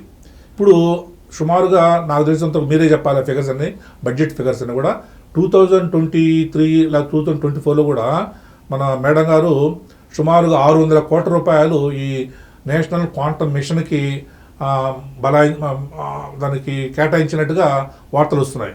కానీ విదేశాల్లో నేను చెప్పినటువంటి 6 దేశాలు మాత్రం billions of dollars worth fund జరుగుతుంది. అంటే మన సైన్స్ మీద R&D మీద పెట్టేదే చాలా తక్కువ. నాట్ ఈవెన్ 2% ఆఫ్ GDP కూడా మన R&D మీద పెట్టడం లేదు, రీసెర్చ్ డెవలప్మెంట్ పైన. కానీ ఏదో ఒక రోజు మాత్రము తప్పకుండా, ఎందుకంటే ఇది సత్యమని రుజువైంది.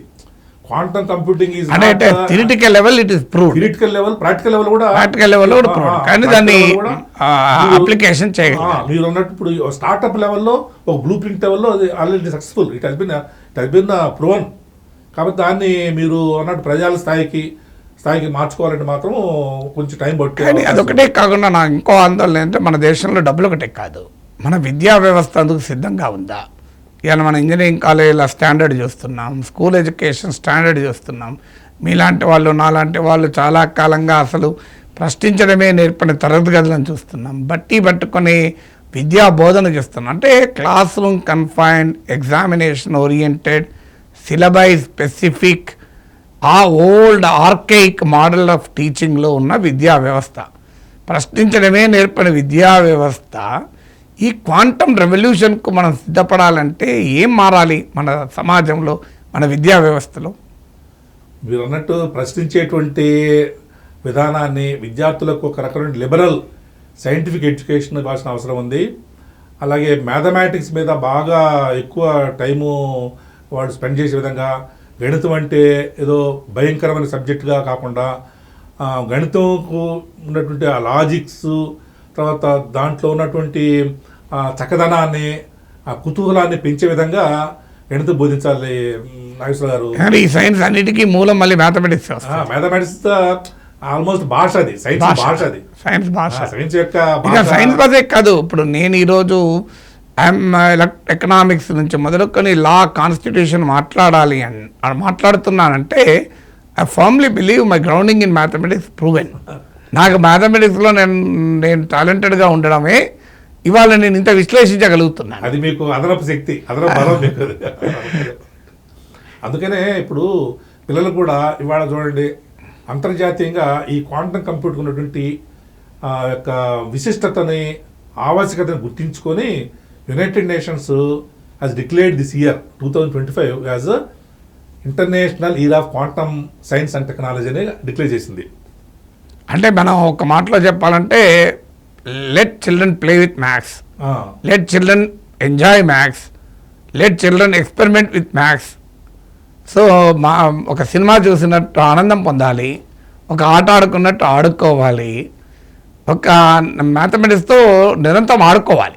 ఆ రకమైన విద్యా వ్యవస్థ మనకు రాగలిగితే ఈ కొత్త ప్రపంచానికి మనం కాస్తంతైనా సిద్ధపడే వాళ్ళు అవుతామేమో. ఎగ్జాక్ట్లీ. అందుకనే మనం క్లాసుల్లో సమర్థవంతం ఉన్నటువంటి గణిత బోధకులు ఉన్నట్టయితే మీకు పాఠం చెప్పినటువంటి ఉపాధ్యాయులు కానివ్వండి, మాకు పాఠం చెప్పినటువంటి ఉపాధ్యాయులు కానివ్వండి, గణితంలో ఆసక్తిని పెంపొందించారు కాబట్టి ఇష్టంగా నేర్చుకున్నాం, కష్టంగా కాకుండా బట్టి పెట్టి కాకుండా. అలాంటి విద్యా వ్యవస్థ రావాలి. అందుకని ఏంటంటే పరిగెట్టుకొని ఇంతకుముందు చెప్పినట్టుగానే అంతర్జాతీయంగా కూడా 2025ని international year of quantum science quantum science technology పెట్టినట్టుగానే ఇంకొక మాట కూడా చెప్పారండి.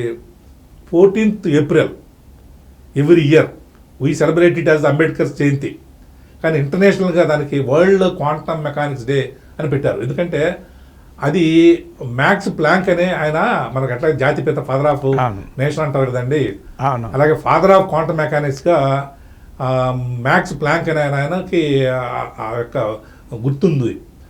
దానికి ఒక కాన్స్టెంట్ ఉంది, ఆయన పేరుతో ఒక నెంబర్ ఉంది. ఎలాగైతే కాంతి వేగానికి ఒక నెంబర్ ఉందో ఇంతకంటే ఎక్కువ వేగంగా పోలేదు వ్యాక్యూమ్లో. కాంతి వేగాన్ని మించి ఎవరు ప్రయాణించాలంటారు కదండి, అది 3 × 10⁸ అన్నట్టు. అలాగే మన క్వాంటమ్ మెకానిక్స్లో ఈ పదం ఈ అక్షరం రాకుండా ఉండదు అన్నట్టు. ప్లాంక్స్ కాన్స్టెంట్ అని ఒక అక్షరం హెచ్ అనే దాంతో గుర్తుపెడతారు దాన్ని.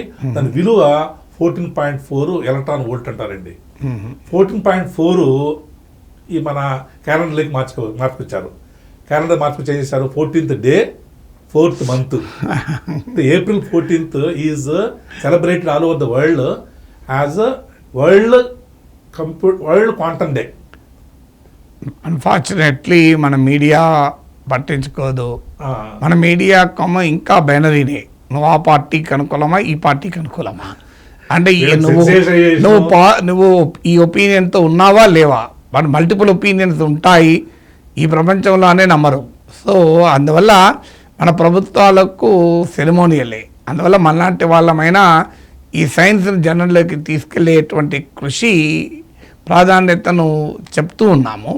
సో ప్రజలకు సైన్స్ను శాస్త్రీయ దృక్పథాన్ని పెంచాల్సిన అవసరాన్ని మరోసారి తెలియజేస్తుంది. రామచంద్ర గారు, చివరగా సహజంగా ఒక టెక్నాలజీ డెవలప్ అయినప్పుడల్లా ఒక భయం.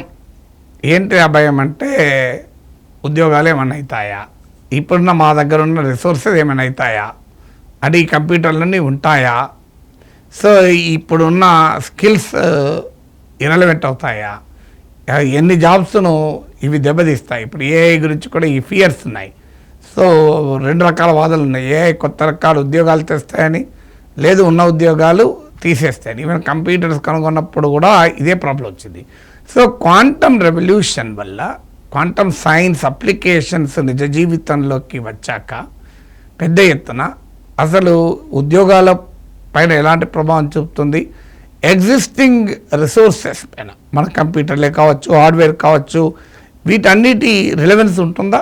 అది కూడా మంచి ప్రశ్న అండి. కాకపోతే ఉద్యోగాలు ఎలా ఉంటాయంటే ఇంతకుముందు ఆటోమేషన్, యాంటీనేషన్ అనే పెద్ద ఉద్యమాలు కూడా నడిచాయి. తద్వారా కాకుండా రాజకీయ ఆర్థిక వ్యవహారాలను బట్టి మాత్రమే ఉద్యోగాల యొక్క భద్రత ఉందా లేదనేది ఆధారపడుతుంది. ఆ విషయంలో నాకు ఎక్కువ పరిచయం లేదు కాబట్టి ఆ పొలిటికల్ ఎకానమీ గురించి మీరు సిద్ధాస్తులు, మీరు దాన్ని టెక్నాలజీని ప్రజలకు అనుగుణంగా ప్రజా సంక్షేమాన్ని దృష్టిలో ఉంచుకొని ఎలా వాడుకోవాలనేది మీరు దానికి సంభాషణ వ్యాఖ్యానం మీరు చాలాసార్లు చేశారు. అది నేను దాని మీద ఎక్కువ ప్రస్తావన చేయలేను. కాకపోతే ప్రస్తుతం ఉన్నటువంటి సాంప్రదాయ హార్డ్వేరు అలాగే సాంప్రదాయ సాఫ్ట్వేరు అనేటువంటిది ఈ క్వాంటమ్ కంప్యూటింగ్ యొక్క లైట్లో, క్వాంటమ్ కంప్యూటింగ్ యొక్క నేపథ్యంలో ఏమవుతుందంటే ఈ 2 ఒకే విధానం కాదండి. దాంట్లో వాడేటువంటి హార్డ్వేరు విధానము, ఇక్కడ క్వాంటమ్ కంప్యూటింగ్లో వాడేటువంటి హార్డ్వేర్ విధానము 2 వేరు. ఇప్పుడు మీరు ఎట్లాగైతే క్యాసెట్ ప్లేయర్లు ఇంకా నేను వాడుకుంటానంటే వాడుకోవచ్చు. వాళ్ళ దగ్గర క్యాసెట్లు ఉంటే ఆయన క్యాసెట్లు వాడుకోవచ్చు. ఇంకా వీసీఆర్లు ఉన్నాయి, పెద్ద బండగా ఉండేటువంటివి. ఆ క్యాసెట్ సినిమాలన్నీ కూడా మాకు చూసేవాళ్ళం. ఇప్పుడు అవుట్డేటెడ్ అది మన వీసీఆర్ అవుట్డేటెడ్. కానీ వాడుకున్న వాళ్ళు వాడుకోవచ్చు దాన్ని. కానీ ఇప్పుడు ఆ వీసీఆర్ను వాడుకొని నేను కంప్యూటర్ కనెక్ట్ చేస్తానంటే కుదరదు. ఎందుకంటే అవన్నీ కూడా టేప్ బేస్డ్. అది ఆల్మోస్ట్ అనలాగ్ మెథడ్ అంటారు. అనలాగ్ మెథడ్లో నుంచి మీరు డిజిటల్ మెథడ్లోకి మార్చాలంటే మన మధ్యలో ఒక సంధానకర్త ఉండాలి. దాన్ని ట్రాన్స్డ్యూసర్స్, లేకపోతే దాని డిజిటైజరు, ఏడీ కన్వర్టర్స్ అంటారు, అనలాగ్ టు డిజిటల్ కన్వర్టర్స్ అంటారు. అవి ఉన్నా కూడా అక్కడ ఉన్న తక్కువ మెమరీ కోసంగా, ఇక్కడ ఉన్నటువంటి గొప్ప డిజిటల్ టెక్నాలజీ కోసంగా మీరేమీ రాజపడాల్సిన అవసరం లేదు. ఇదే అదే. కాకపోతే కొంతకాలం పాటు చిన్న చిన్న కార్యకలాపాలకి ప్రస్తుతం ఉన్నటువంటి కన్వెన్షనల్ కంప్యూటర్ టెక్నాలజీ వాడుకొని ఇంతకుముందు నేను చెప్పినటువంటి మాలిక్యులర్ మోడలింగు, అలాగే డ్రగ్ డిస్కవరీ, ఎంక్రిప్షను, అలాగే సెక్యూరిటీ, డేటా సెక్యూరిటీ, అట్లాగే మెట్రాలజీ, వాతావరణ పరిశోధన, అలాగే విశ్వం గురించినటువంటి పరిశోధన, ఫండమెంటల్ పార్టికల్స్ యొక్క బిహేవియర్ గురించి తెలుసుకోవాల్సినటువంటి ఒక సైద్ధాంతిక ఆవిష్కరణ, అటువంటి వాటికి మాత్రము ఈ క్వాంటమ్ కంప్యూటింగ్ వాడుకొని మెల్లమెల్లగా క్వాంటమ్ కంప్యూటింగ్ బాగా ఒక విస్తారంగా మీరు అన్నట్టు ఫ్రుగాలిటీ వచ్చినప్పుడు అవి అంతరించిపోతాయి. ఇవి మళ్ళా ప్రజా జీవితంలోకి అవి part of the natural world అయిపోతుంది. అంటే మీరు అన్నట్లు ఒక టెక్నాలజీ వచ్చాక ఒకప్పుడు పేజర్లు ఉండే, మొబైల్ ఫోన్లు వచ్చాక పేజర్లు క్లోజ్ అయ్యాయి. కానీ ఇప్పటికీ ల్యాండ్లైన్ ఫోన్లు ఎంతో కొంత ఉన్నాయి. మొబైల్ ఫోన్లు వచ్చాక కూడా స్టిల్ ల్యాండ్లైన్ ఫోన్స్ ఉన్నాయి. కంప్యూటర్లు వచ్చాక టైప్ రైటర్లు, ఎలక్ట్రానిక్ టైప్ రైటర్లు ఇర్రెలవెంట్ అయ్యాయి. సో ఇది ఒక పరిణామ క్రమం. ఇప్పుడు మీకు ఆటోలు వచ్చాక రిక్షాలు ఎగిరిపోయాయి.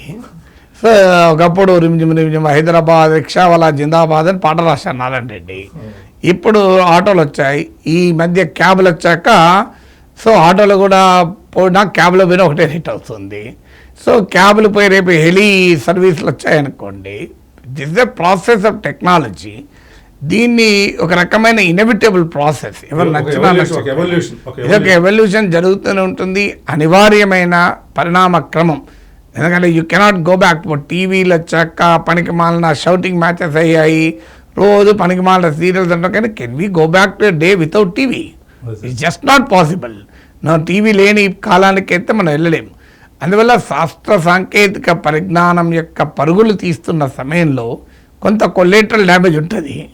ఆ కొలేటరల్ డ్యామేజ్ నుంచి రక్షించుకోబడాలి అంటే మనము ఆ టెక్నాలజీకి ప్రిపేర్ అయి ఉండాలి. నేను ఒకప్పుడు పేపర్లో రాసేవాడిని, ఆ తర్వాత టీవీలో మాట్లాడడం మొదలుపెట్టాను, తర్వాత వెబ్సైట్లకు రాయడం మొదలుపెట్టాను. ఇవన్నీ కంటిన్యూ చేస్తున్నాను ఇప్పటికీ. ఇప్పుడు వచ్చి నా సొంత యూట్యూబ్ ఛానల్ పెట్టుకున్నాను. రేపు బహుశా ఆగ్మెంటెడ్ రియాలిటీలోకి ఎంటర్ అవుతానో, రేపు దేంట్లోకి ఎంటర్ అవుతానో నాకే తెలియదు. రేపు మీరు క్వాంటమ్ కంప్యూటింగ్ అవుతారో తెలియదు. అంటే నాకు ఆలోచన కూడా ఉంది. నేను నా ఒక 20 ఏళ్ళు 30 ఏళ్ళు ఎన్నో ఏళ్ళు బతికినాక నన్ను నేను శాశ్వతం చేసుకోవటానికి ఒక నాగేశ్వర అవతారాన్ని సృష్టించి నేను అప్పటికి ఒక కొన్ని వేల వీడియోలు ఉంటాయి కనుక ఆ వేల వీడియోలను జనరేటివ్ ఏఐకి ఇచ్చి, లేదా ఇంకా అంతకన్నా తర్వాత వచ్చే కొత్త ఏఐకి ఇస్తే అది నా మైండ్ యొక్క ప్యాటర్న్ ఆఫ్ థింకింగ్ను పసిగట్టి వస్తున్న సమకాలీన పరిణామాలు, నా అనంతరం వచ్చే సమకాలీన పరిణామాల్ని నాగేశ్వరే బతికుంటే ఎలా విశ్లేషించగలుగుతాడో విశ్లేషించి నా ఏఐ అవతార్ ద్వారా దాన్ని చెప్పించడం. అంటే దట్ విల్ మేక్ మీ శాశ్వతం అనేది నా ఆలోచన.